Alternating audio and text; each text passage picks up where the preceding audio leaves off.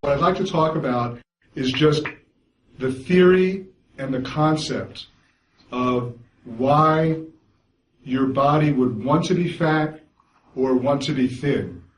Because that's really the foundation of my approach, is that your body has a specific weight it wants to be. Some people call it a set point or an ideal weight. It might be 100 kilos, it might be 50 kilos, whatever it is. Your body has a specific weight that it wants to be. And if you try to lose weight and force yourself to be below that set point, that ideal weight, a lot of chemistry takes place in your body to force you back to that weight. What happens is you become hungrier because the signals that tell your body to stop eating or that you've had enough to eat, your body starts ignoring those signals. Also, your tongue becomes desensitized to sweet foods and fattening foods, so it takes sweeter and more fattening foods to satisfy you. So you crave sweeter foods. So you're hungrier, you don't get filled up as quickly, you crave more fattening foods and sweeter foods. Your metabolism slows down,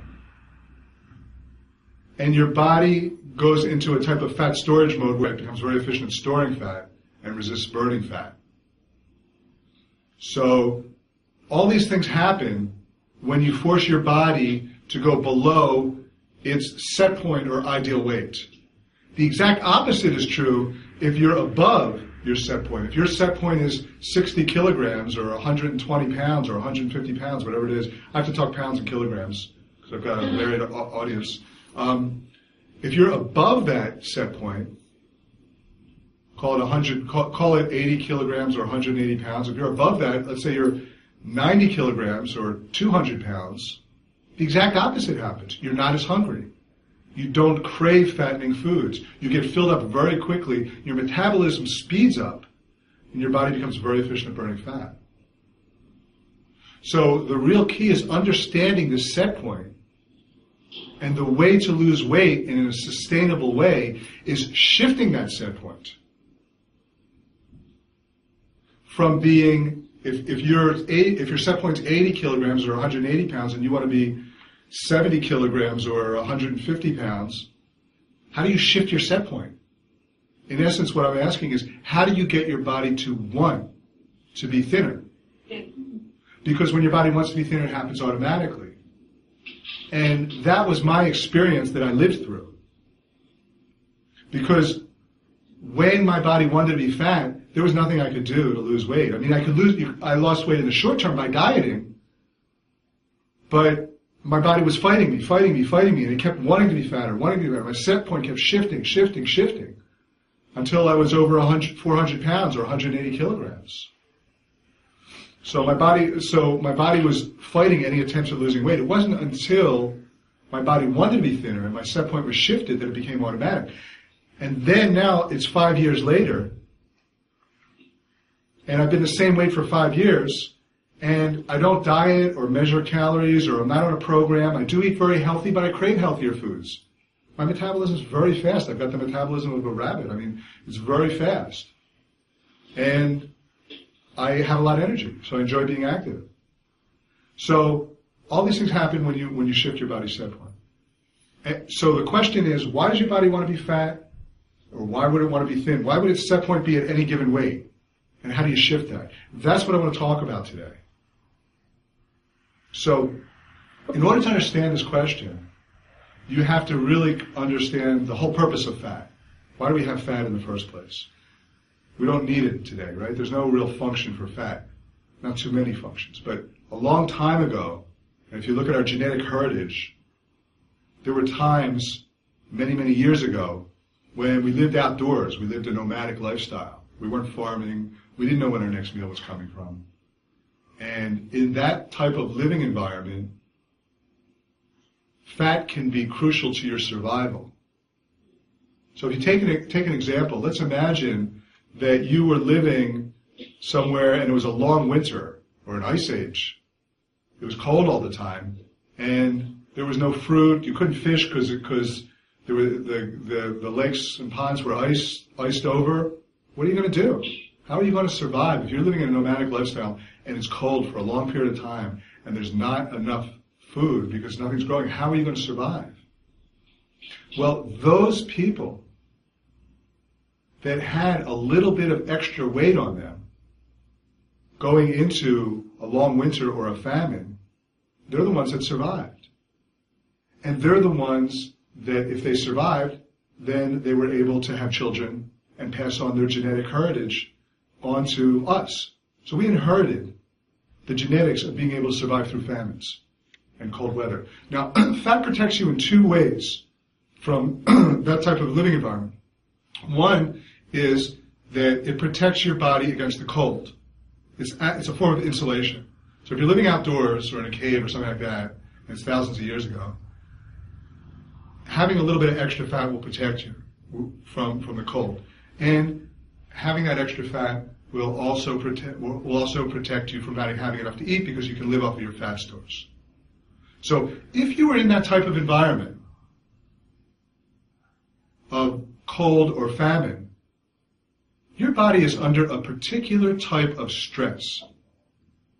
Different than other stresses, it's a unique stress. It's a particular type of stress that causes a particular type of chemistry in your body. Now that chemistry, when you're having that particular stress, activates what I call the fat programs. It does two things. It tells your body, we have to start being very, very we have to start conserving as much energy as possible and start replenishing fat stores. So the first thing that happens is these fat programs get activated, and you start looking for, you're hungry all the time, as I said, your metabolism slows down, you don't want to be active. You have to conserve. This is survival. To your body, it's fighting for your life. And you have to understand that. So when these fat programs are on, it's not funny to your body, it's fighting for its life. And so you're going to conserve. You're going to be hungry. Your metabolism is going to slow down. And all these things that I described are going to happen. And what is also going to happen is your set point is going to shift. Because your body reacts to stress and adapts to stress, so that the next time something happens, it's not going to be as threatening to you. So if you're in a famine, or a cold weather, or your fat programs get activated, not only do you go into this conservation mode, but your set point says, you know what? Rather than be 80 kilograms, we need to be 90 kilograms from now on. That's our set point now. We've just shifted our set point. So that the next time a famine comes around, we're going to be better able to survive. And that's how your body survives. And that's how our bodies survived through these periods. That's how and why your body shifts its set point toward being heavier. That's why your body would want to be fat. Now today, we don't have famines anymore. We don't have cold weather we have cold weather, but we have clothes and we have controlled living environments. It's not a real stress. And we don't have famines.